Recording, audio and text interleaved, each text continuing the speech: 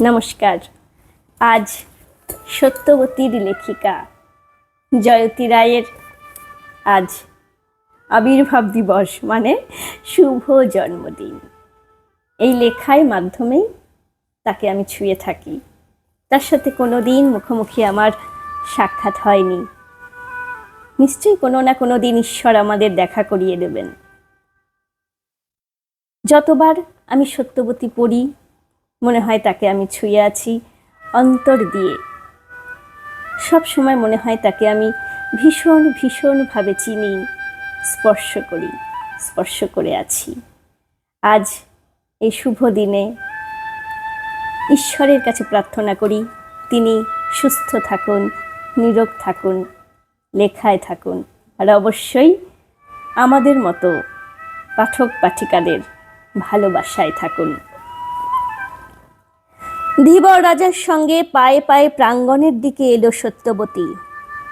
পরনে সাধারণ শ্বেত বস্ত্র, খোলা চুলে সাজানো আছে একটি মাত্র বুনো ফুল, কণ্ঠে ঝিনুকের মালা। সমস্ত পৃথিবী অবাক। দেবব্রত একবারের জন্য তাকাননি তার পানে, দূর থেকেই প্রণাম জানিয়েছে। সপ্তদশী কন্যার দিকে তাকিয়ে সম্ভ্রম জাগে।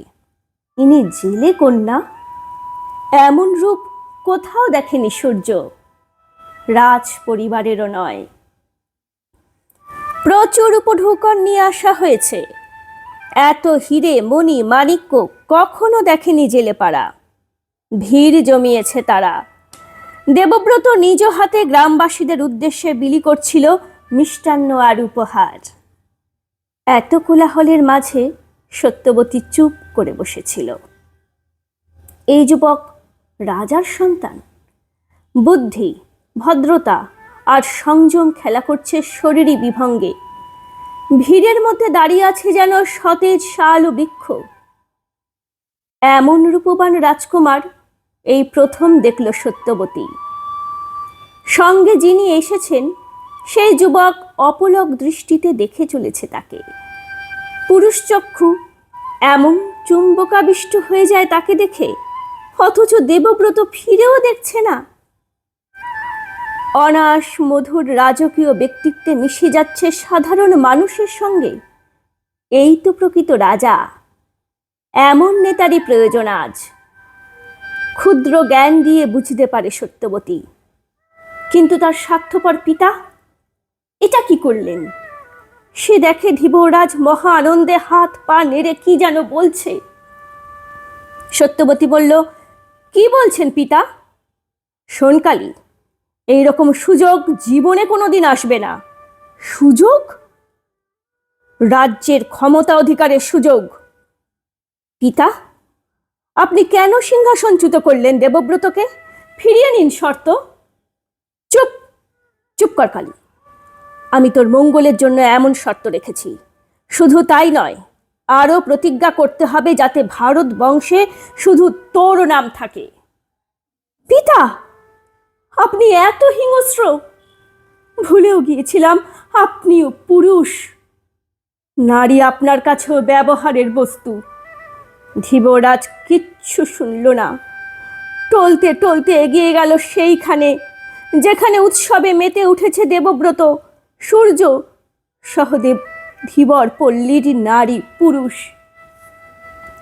সূর্যদীপ্ত ঝনাত করে মুক্ত করল তরবারি। আর সহ্য হয় না, হত্যা করবে সেই পাষণ্ড ধীবরকে। চোখে জল আসে। হায় দেবব্রত, মনে পড়ে সেই সুকুমার মুখখানা। মাতৃহীন রাজপুত্র মাঝে মধ্যেই চলে আসতো বর্ষিয়ান সেনাপতি সূর্যদীপ্তর মাতামহের আবাসে। সূর্য তার মাতামহর কাছেই মানুষ। তার পিতার অকাল মৃত্যুর পর মাতামহের গৃহ ছিল তাদের আশ্রয়।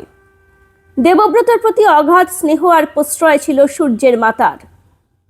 তার মাথায় হাত রেখে আশীর্বাদ করে বলতেন, পৃথিবী শ্রেষ্ঠ হও বাছা, কুরুবংশের মুখ উজ্জ্বল করো, দেশ ও নায়ক হতে হবে তোমায়, বীর যোদ্ধা। ভাগ্যিস আজ তিনি বেঁচে নেই।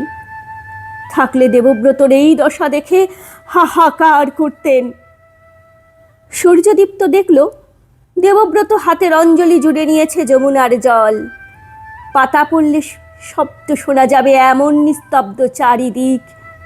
যমুনা নিঃশব্দ কৌতূহলী, আকাশ থেকে যেন ঝুঁকে আছে দেবতাগণ। সত্যবতী উঠে দাঁড়িয়েছে উত্তেজনায়। সূর্য হতবাক, হতবাক ধরিত্রী। এ কোন সর্বনাশের সাক্ষী আজ হতে চলেছে সকলে?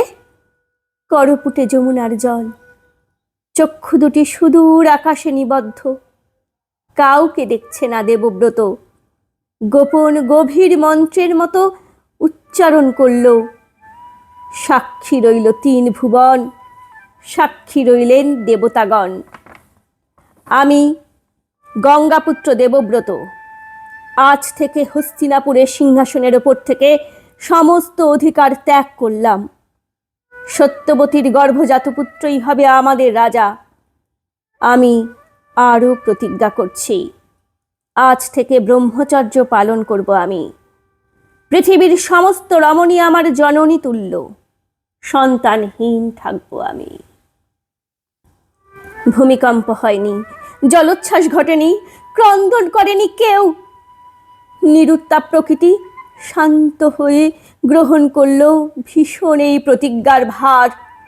দেবব্রত আজ বিখ্যাত, বিরলতম মানুষ। মানুষ কেন, দেবতাদের মধ্যে এমন কোথায়? কাম জয় করা সবচেয়ে কঠিন কাজ। এই ভীষণ প্রতিজ্ঞার জন্য লোকে তাকে ভীষ্ম বলে ডাকতে লাগলো।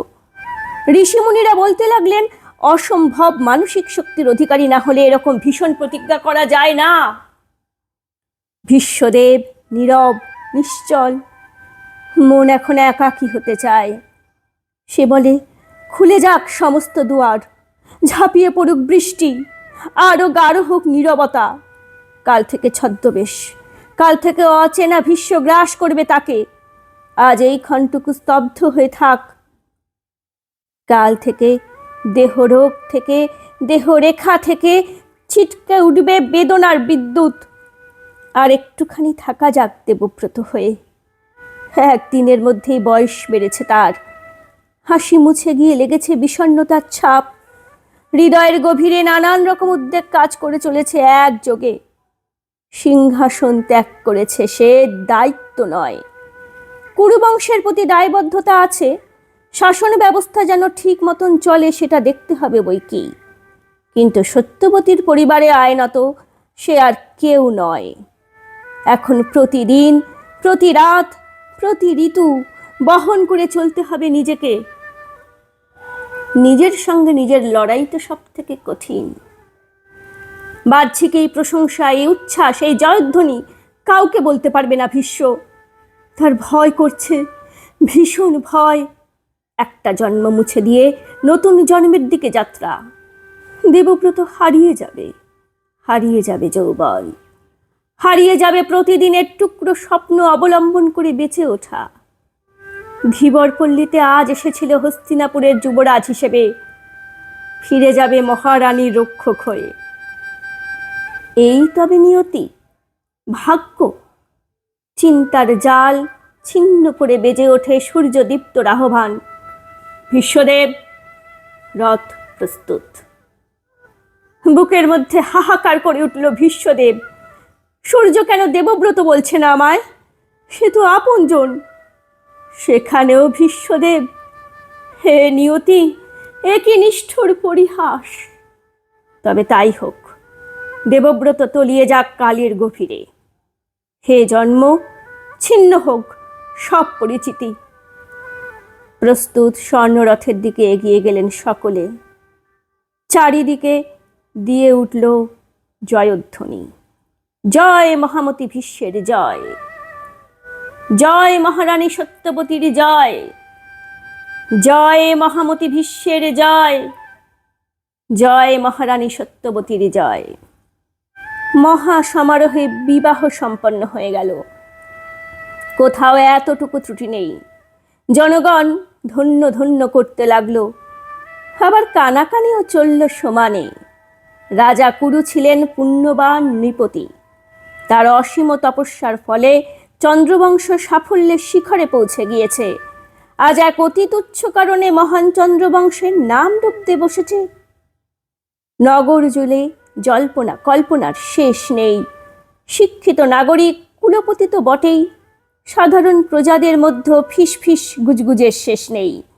জেলে কন্যাকে বিবাহ করার জন্য নিজের সর্বগুণ সমন্বিত পুত্রকে বঞ্চিত করলেন রাজা। রূপ মোহে বিচার বিবেচনা লোপ পেল শেষ পর্যন্ত। যুবক বয়সে নিঃস্ব কুমার দেবব্রত, ঘর নেই, সিংহাসন নেই, কুরুবংশের প্রহরী হওয়াই কি তার কপালে ছিল? বিনিময়ে তার এই ভীষণ প্রতিজ্ঞার ফল কি হলো? ইচ্ছা মৃত্যু আশীর্বাদ। এমন বেঁচে থাকার সঙ্গে মৃত্যুর তফাৎ কি?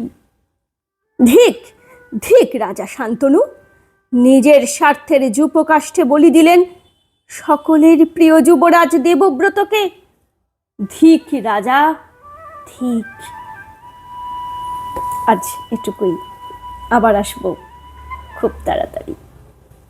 নমস্কার।